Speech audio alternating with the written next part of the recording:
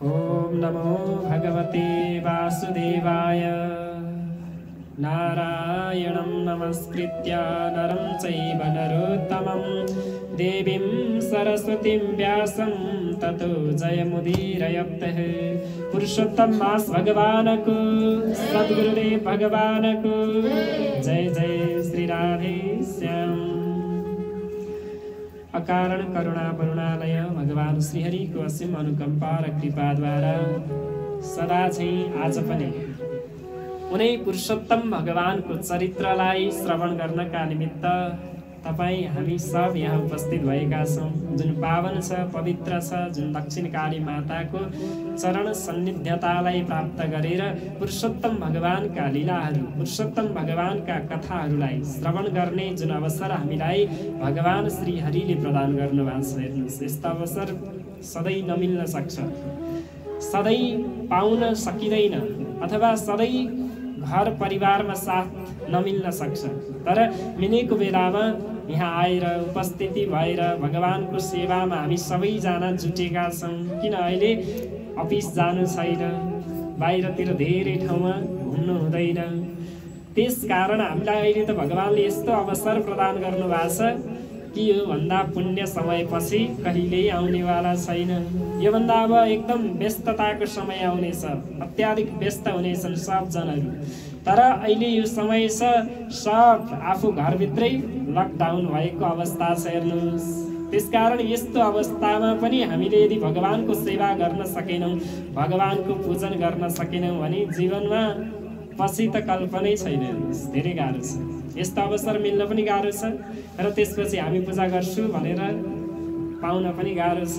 तसर्थ यस्तो अवसर प्रदान गर्नुहुने उनै पुरुषोत्तम भगवान श्री हरिलाई हृदयदेखि नमन गर्दै आउनुहोस् अब कथा प्रसङ्गमा प्रवेश गरौँ। हिजोको प्रसङ्गमा हामीले श्रवण गरेका छौँ। कहाँ पुगेका छ थाहा छ हजुरहरूलाई? हिजोको प्रसङ्गलाई भन्नुहोस् त। हजुर, भगवानको चाहिँ महिनाको चाहिँ व्रत गर्नु भनेर उपदेश जानुभयो, तर पार्वतीले चाहिँ मान्नु भएको छैन। शिवजीको अब हेर्नुहोस् है, पार्वती चाहिँ होइन, पूर्व जन्मको जो बालिका छिन्, ऋषिकी पुत्री। हेर्नुहोस्, मेधावी ऋषिकी पुत्री जो बालिका छिन्, अत्यन्त सुनयना छिन्, अत्यन्त सुन्दर छिन्। ती सुन्दर बालिकालाई दुर्वासा ऋषिले बताउनु भयो, अरे बाले, अरे बालिके, तिम्रो सम्पूर्ण दुःखको निवारणको कारण म बताउँदछु। तिमी पुरुषोत्तम भगवानको उपासना गर, पुरुषोत्तम महिनामा व्रत बस, यसरी सम्झाउनु भएको थियो। तर मानिनन्। हेर्नुहोस्, मेधावी ऋषिकी पुत्रीले केही कुरा अटेर गरिन्। अरे यत्रो त्रिलोक 14 भुवनमा अन्य कुनै महिना नै नभए जस्तो, त्यही मलमासमा चाहिँ किन अन्य कुनै देवी देवता नभए जस्तो किन पुरुषोत्तमलाई नै भगवान मान्नु? शिवजी हुनुहुन्छ, देवी दुर्गा माता हुनुहुन्छ, अब भगवान विष्णु हुनुहुन्छ, यसरी निन्दा गरिन्। हेर्नुहोस् है, यो विशेष एकदम महत्त्वपूर्ण प्रसङ्ग चलिरहेछ। हेर्नुहोस्, त्यहाँ उनले भन्दै छिन् भगवान कृष्ण हुनुहुन्छ, भगवान विष्णु हुनुहुन्छ, भगवान रुद्र हुनुहुन्छ, भगवती माता जगतजननी देवी हुनुहुन्छ। निन्दा गरिन् भगवानको। हेर्नुहोस्, यसरी निन्दा गरिन्। र पुरुषोत्तम भनेको त्यो कुन देवता हो मैले सुनेको छैन, त्यो मलमास भने अथवा पुरुषोत्तम मास भने कुन महिना हो त्यो म सुन्दिनँ। यसरी तिनले निन्दा गरिन् र निन्दा गरिसकेपछि दुर्वासा ऋषिलाई अत्याधिक क्रोध बढेर आथ्यो। तर आफ्नै साथीकी छोरी भएको कारणले दुर्वासा ऋषिले यस्तो अबला छिन्, यिनको कोही अब आफन्त छैन, तसर्थ यिनलाई मैले श्राप दिनु भनेको यिनलाई बर्बाद गरिदिनु हो, तसर्थ म यिनलाई श्राप केही पनि दिन्न भनेर त्यहाँबाट दुर्वासा ऋषि जानुभयो। र अब ती बालिका हिजो तपस्या गर्न कम्बर कसेर भगवान शिवजीको तपस्या गर्न लागिन् भन्ने सम्मका प्रसङ्ग हामीले हिजो सुनेका थियौँ। अब आज त्यहाँबाट अगाडि बढौँला, सुन्नुहोस् अब के हुन्छ।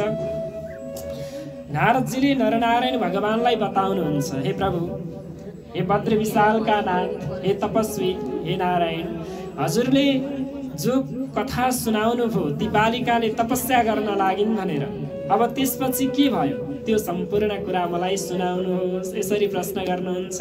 तब नारायण भगवान बताउनुहुन्छ, अथारवत कल्याणी तप परम दारुणं चिन्तयन्ति शिवं शान्तं पञ्चवक्त्रं सनातनं।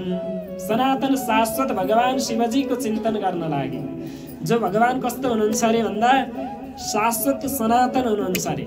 भगवानको आदि कहिले हो, उत्पत्ति कहिले भयो थाहा छैन, र मध्य कहाँ छ त्यो पनि थाहा छैन, र अन्त्य कसरी हुन्छ त्यो पनि थाहा छैन। यस्तो सनातनम सनातन भगवान रुद्रको, भगवान शिवजीको उपासना गर्न लागि चिन्तयन्तिम शिवम शान्तम, जो शान्त स्वरूपको हुनुहुन्छ।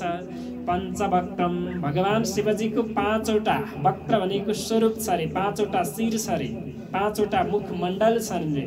पूर्व, आग्नेय, दक्षिण, यस्तै गरी पूर्व, त्यसपछि पश्चिम, अनि त्यसपछि उत्तर र दक्षिणपट्टि गरी 4वटा भयो, र एउटा ऊर्ध्व वक्त्र भनिन्छ जसलाई मास्तिर फर्किएको ईशान, ईशान वक्त्र सहित हेर्नुहोस् है। यसरी 5 वक्त्रवाला अत्यन्त सनातन भगवान शिवको ध्यान गर्न लागि जो शिवजी भुजङ्ग भूषणम।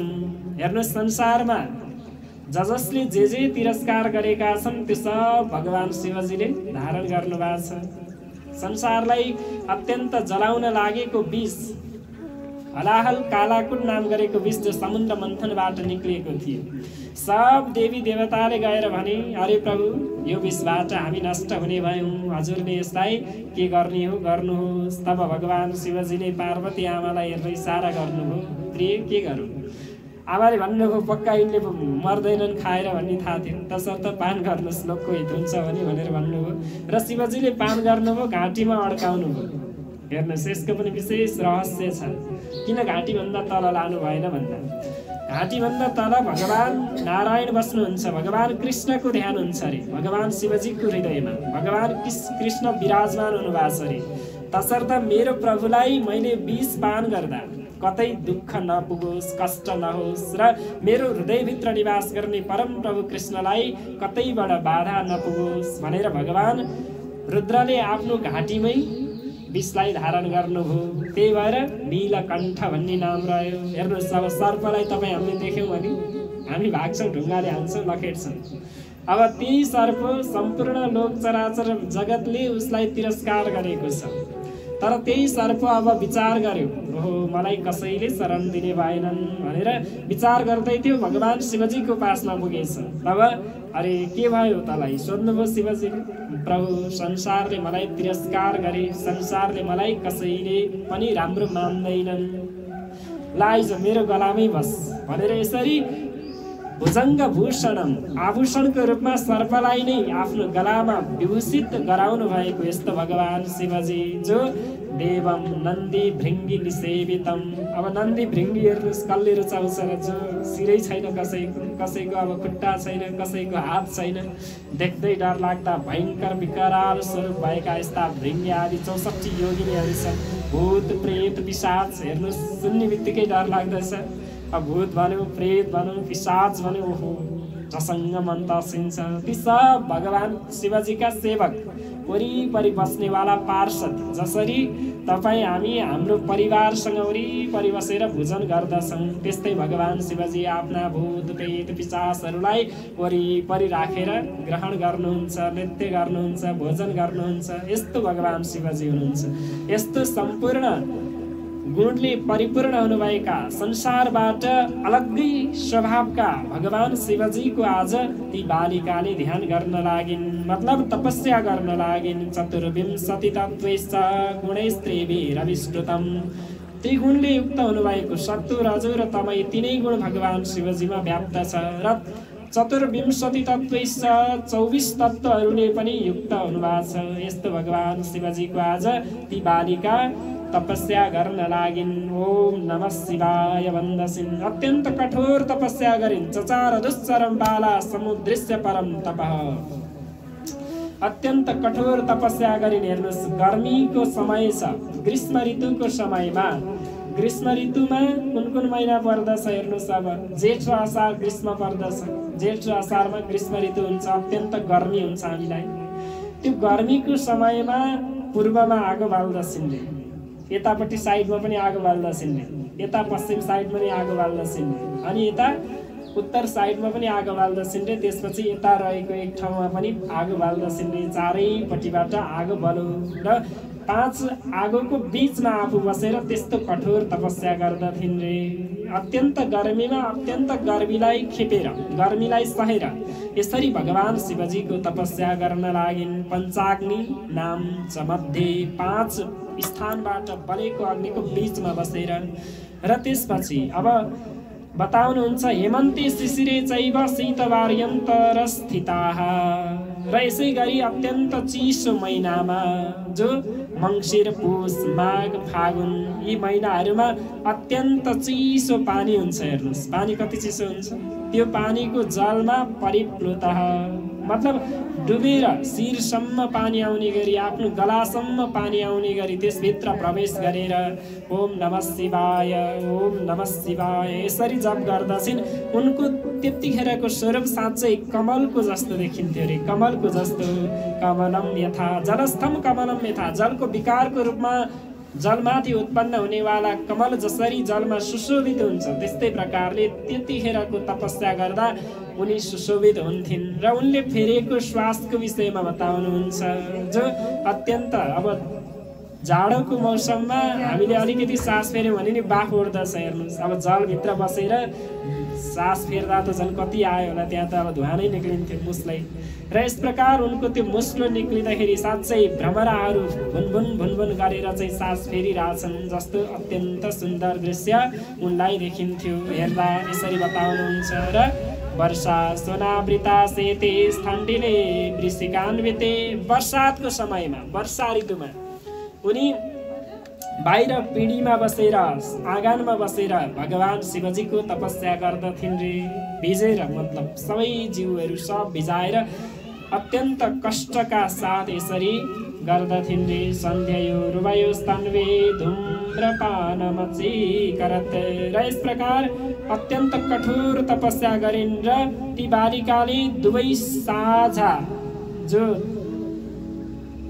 अत्यन्त धुवा आउने जो धुवा निकाल्नेवाला काठहरू छन् ती काठहरूलाई सल्काएर त्यही धुवाको अब पान गर्दथिन् रे भोजनको रूपमा। हेर्नुहोस् धुवालाई खाएर अगाएर भगवान शिवजीको प्रार्थना गर्दछिन् रे। र यस्तै प्रकारले अत्यन्त उग्र तपस्या गरिन्। धेरै समय बित्दै बित्दै बित्दै बित्दै गयो। हेर्नुहोस् अब 9000 वर्ष बित्यो। यसरी बताउनुहुन्छ हे महाराज हे युधिष्ठिर 9000 वर्षसम्म ती बालिकाले तपस्या गरिन्। गतान्यब्द सहस्राणि नवराजन्यभूषण यस प्रकार भगवान शिवजीको तपस्या गरिन्। त्यसपछि भगवान शिवजी प्रसन्न हुनुभयो। सन्तुष्टस् तपसा तस्या भगवान पार्वती पति जो पार्वतीका पति हुनुभएका भगवान शिवजी अत्यन्त प्रसन्न हुनुभयो। त्यसपछि दर्शयामास ती बालिकाको अगाडि प्रकट हुनुभयो र दर्शन दिनुभयो। बालाई निजम रूपम गोचरम भगवान शिवजीको स्वरूप कस्तो छ भन्दा सबैका निमित्त त्यति सुलभ छैन।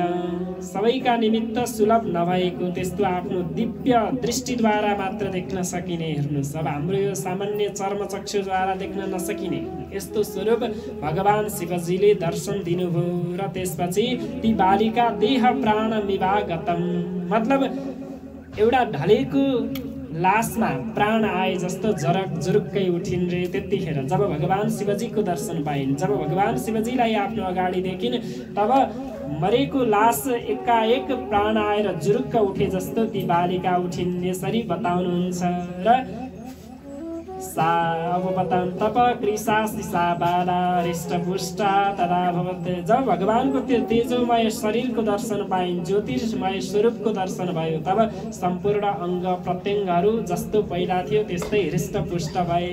अब हेर्नुहोस् कति खिसकेका थियो चिसो त्यस्तो पानीमा बस्दा, कति अब त्यो डढिसकेका थियो होला, कति सुक्या थियो होला केही नखाइकन तपस्या गर्दा। भगवान शिवजीको दर्शनले सब अङ्ग प्रत्यङ्गहरू परिपुष्ट हुन पुगे। यसरी बताउनुहुन्छ र सा बाला अनवता भूत्वा भवन्ते गिरिजापतिम् अत्यन्त नम्र भएर भगवान शिवजीलाई ती बालिकाले नमस्कार गर्दै दण्डवत प्रणाम गरिन्, नमस्कार गरिन् र मनमनै पूजा गर्न लागिन्। अब तुष्टाव जगतां नाथ भक्तियुक्तेन चेतसा अत्यन्त भक्तिभाव गरेर ती बालिका भन्दछिन् ऐ शैलजा वल्लभ प्राणनाथ प्रभुर्भर्ग भूतेश गौरीश शम्भो तमसो मसूर्याग्नित्री दिव्यनेत्र मदाधारमुण्डास्थिमालिन् नमस्ते। हे प्रभु, हे पार्वतीका प्राणनाथ, हे शैलजा वल्लभ, हे प्रभु, हे भूतेश भनेको सम्पूर्ण प्राणीहरूका ईश्वर, हे गौरीका पति, हे शम्भु, हजुर कस्तो हुनुहुन्छ भन्दा हजुरले सूर्यलाई, त्यसपछि गएर सोम चन्द्रमालाई र अग्निलाई आफ्नो 3 नेत्रको रूपमा राख्नु भएको छ। यस्ता नेत्रवाला दिव्य नेत्रधर, दिव्य 3 नेत्रलाई धारण गर्नेवाला मदाधार मुण्डा स्थिति मालिन नमस्ते। र मुण्डको मालालाई धारण गर्नु भएको छ। मतलब अब जो मुण्ड माला भने के हो भन्दा खप्परको मालालाई धारण गर्नु भएको यस्तो भगवान शिवजी हजुरलाई म नमस्कार गर्दछु।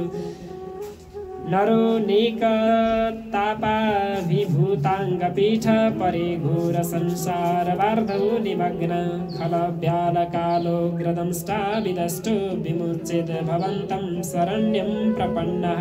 हे प्रभु, यो घोर संसार रूपी समुद्रमा चुर्लुम्म डुबेका सम्पूर्ण सर्पहरूद्वारा डसिएका कालरूप सर्पहरूले हामीलाई डसिरहेको छ, त्यसबाट उद्धार गर्नमा हजुर एकदम सर्वशक्तिमान हुनुहुन्छ। त्यस्ता हजुरलाई नमस्कार छ। दयानाथ भूतेश चण्डीश भव्य भवत्राण मृत्युञ्जय प्राणनाथ। हे दयाका नाथ, हे भूतेश, हे चण्डीश, हे भव्य, हे भवत्राण भनेको जो दुखी छ शरणागतलाई प्राण प्रदान गर्नेवाला, हे मृत्युञ्जय हजुरलाई नमस्कार छ।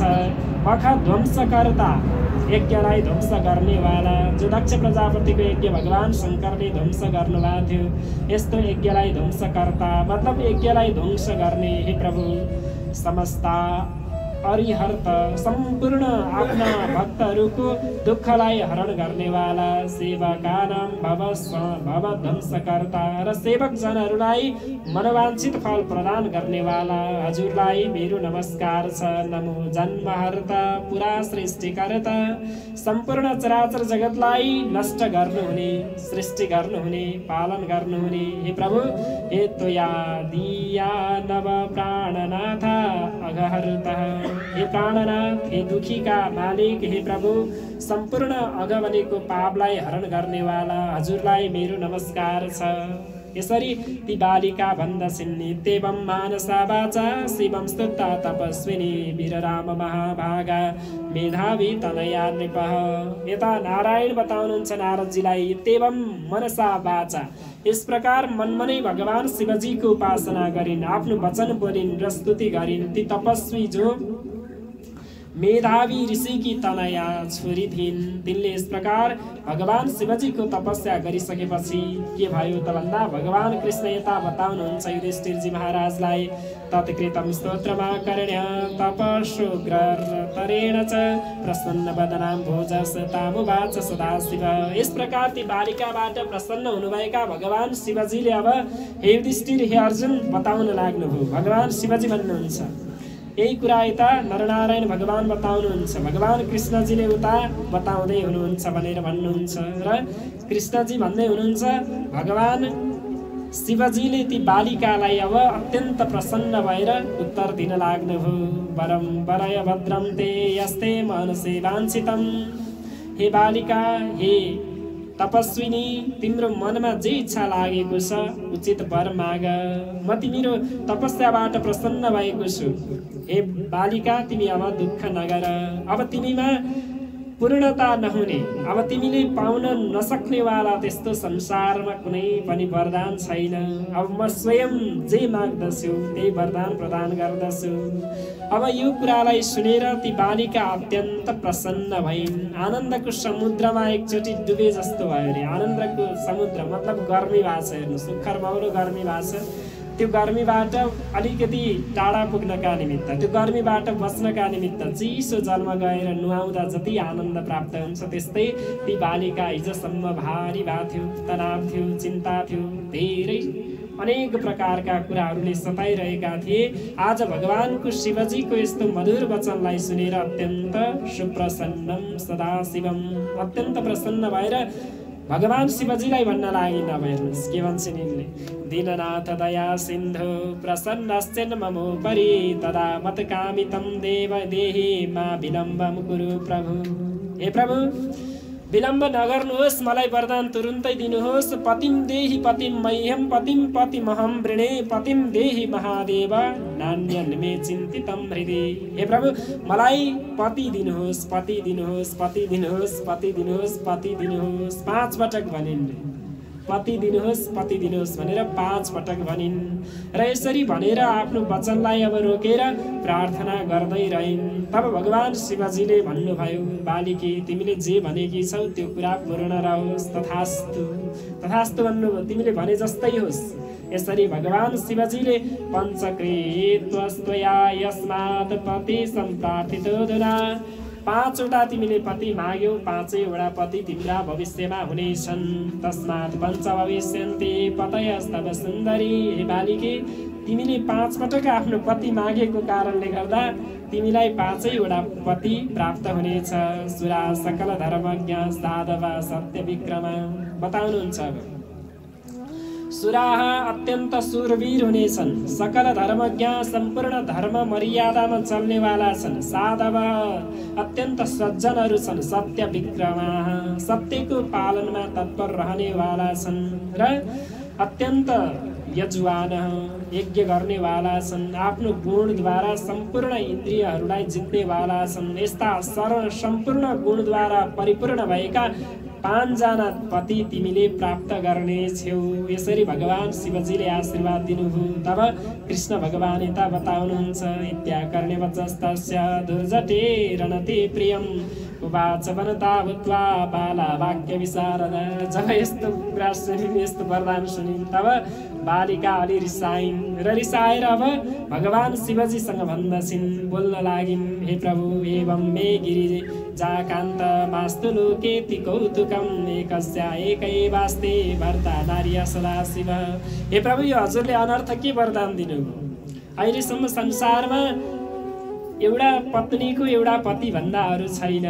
हजुर 5 वटा भन्दै हुनुहुन्छ प्रभु, यो अनर्थ के भयो? न दृष्टा न श्रुता वापि, न पहिले कहिले देखेको थियो, न पहिले कहिले सुनिएको थियो। नारीका पञ्चभर्तिका नारीका 5 वटा पति भनेर प्रभु यस्तो दुःखमा मलाई नफसाउनुहोस्। एकस्य पञ्चपत्नेस्तु पुरुषस्य भवन्ति। बरु कतै पुरुषको 5 वटा पत्नी हुन सक्लान्, तर नारीको त्यस्तो काहीँ कतै नदेखिएको छ प्रभु, नसुनिएको छ। आज त्वदीया अहम कथम सम्भो भवेयम पञ्चभर्तिका। हे प्रभु हजुरले के सोचेर यस्तो वरदान दिनुभयो? कथम कसरी यस्तो वरदान मलाई प्रदान गर्नुभयो? हे प्रभु नैवा अर्हसि वचस्त्वेवं मयि वक्तुं कृपानिधे। हे प्रभु अब यो वचन हजुर फिर्ता गर्नुहोस्, मलाई एक मात्र पति दिनुहोस्। यसरी भन्नुहुन्छ। तवैव जायते लज्जा त्वदीया हम्यता प्रभु। हे प्रभु हजुरले त मलाई लाजले भरिपूर्ण बनाउनु हुनुभयो। म अब कसरी संसारमा आफ्नो मुख देखाउन योग्य हुनेछु? यस्तो प्रकारले बार बार बिन्ती गर्दछिन्। तब भगवान शिवजी बताउनुहुन्छ हे भद्रे हे कल्याणकारक हे बालिके अब तिमी यो जन्ममा त तिमीलाई पति सुख छैन, तर अर्को जन्ममा हो, अहिले चिन्ता नगर। यसरी सम्झाउनु हो। हेर्नुहोस् मेरो भव्यम तत् परजन्म, अर्को जन्मको लागि हो। अयो निसम्भवा तत्र भविष्यति तपोबला। तिम्रो तपस्याको बलको कारण तिमी 5 वटा पति भए तापनि परम पवित्र रहनेछौ। भर्तृजम सुखमासाध्य ततो गन्त्री परम पदम र दुर्वासा मे प्रीति प्रियो मूर्ति सत्वया भवतः पुरा। तिम्रो यो के कारणले यस्तो वरदान तिमीले पायौ त भन्दा जो दुर्वासा थिए अत्यन्त तेजस्वी, तिनै दुर्वासाको वचनलाई तिमीले मानिनौ। तसर्थ यो तिमीलाई दैवले दिएको खेल बराबर बुझ। यो तिम्रो वरदान यस्तो भयो। दुर्वासा ऋषिको वचनलाई नमान्नुको प्रतिफल स्वरूप आज तिमीलाई यस्तो वरदान मिलेको हो। त्यसकारण अब तिमी खेद नगर। यसरी बताउनुहुन्छ दुर्वासा में प्रिय मूर्ति, जो मेरा प्रिय मूर्ति स्वरूप हुन् दुर्वासा, उनको वचनलाई अपमानित गर्यौ, तिमीले मनन गरिनौ। त्यसै कारण हे सुब्रु हे बालिके त्यही भएर यस्तो तिमीलाई वरदान मिलेको छ।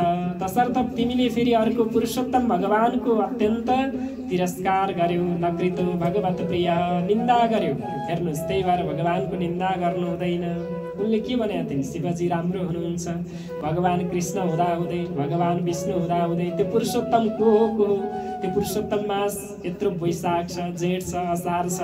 किन यी महिनाहरू त्यति सामर्थ्यवान छैनन् र तपस्या गर्नका निमित्त यिनीहरूले फल दिन सक्दैनन् र किन पुरुषोत्तम महिनामा नै गर्नु त्यो मलमास्नु भनेर यसरी भनेका थिइन्। हेर्नुहोस्, त्यसको प्रतिफल स्वरूप आज अत्यन्त दुःख पाउनु पर्यो। हे नानु, त्यसकारण तिमीले दुःख पाएकी हौ। अब यस्तो चिन्ता नगर।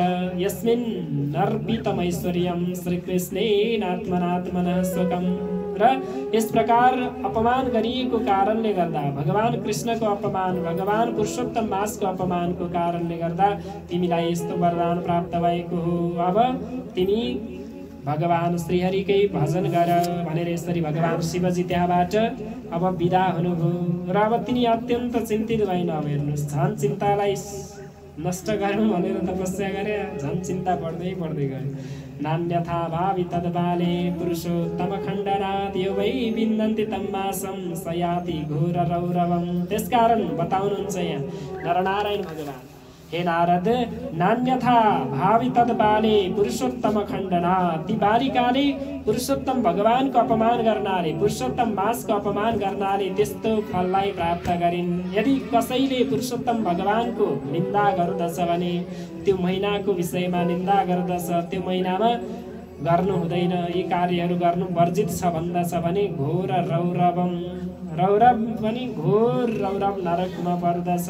र विपरीतं भवेत् तस्य न कदाप्यन्यथा भवेत् पुरुषोत्तम भक्ताय पुत्र पौत्र धनान्वितः। र पुरुषोत्तम भगवानको भक्त छैनन् जो, तिनीहरूको यस्तै विपरीत गति बन्दछ, यस्तै विपरीत गतिको दुःखलाई भोग्नु पर्दछ। जो पुरुषोत्तम भगवानको भक्त छन् तिनीहरूका सन्तान पनि हुन्छन्, सम्पूर्ण धन धान्य आदि सबै कुरालाई भोग गरेर परत्रेह भवाम सिद्धिम, र यस लोकको सुखलाई भोग गर्दछन्। र परत्र भनेको परलोकमा पनि अन्य कर्महरू गरेर, अन्य महिनाहरूमा उपासना गरेर स्वर्गसम्म पुगिन्छन्। तर पुरुषोत्तम महिनामा पुरुषोत्तम भगवानको उपासना गर्नाले स्वर्गभन्दा पनि धेरै माथि रहेको गोलोक धाममा आइपुग्दछन्। यसरी बताउनुहुन्छ ग्रीवाण पुरुषोत्तम सेविना, जो मेरो सेवन गर्दछन् मैबाट आउँदछन्। सेवनीयम कथम मासम न भजामस मध्यमे, यसरी बताउनुहुन्छ। त्यसपछि गएर अब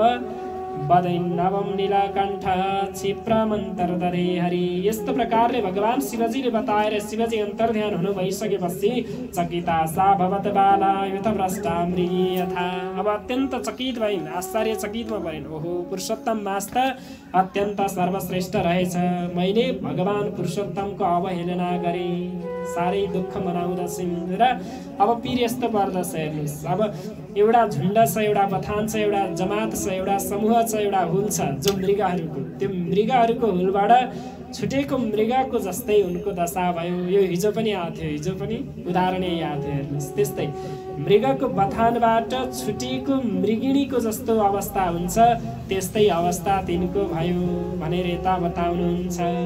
र यही प्रसङ्ग अब नारद र जो नारायण भगवान बीचको प्रसङ्ग यता सुतजी बताउनुहुन्छ। हे मुनीश्वरहरू हो, चन्द्रमाको रेखाले सुशोभित निधार हुनुभएका भगवान शिवजीको यस्तो उत्तरलाई सुनेर जसरी वृत्रासुरलाई मारेपछि इन्द्रलाई चिन्ता बढेको थियो, ती बालिकालाई त्यस्तै चिन्ता बढ्यो भन्ने सम्मका कथा प्रसङ्ग यस अध्यायबाट वर्णन विस्तार गरियो। हरि ओम तत्सत्। श्री कृष्ण गोविन्द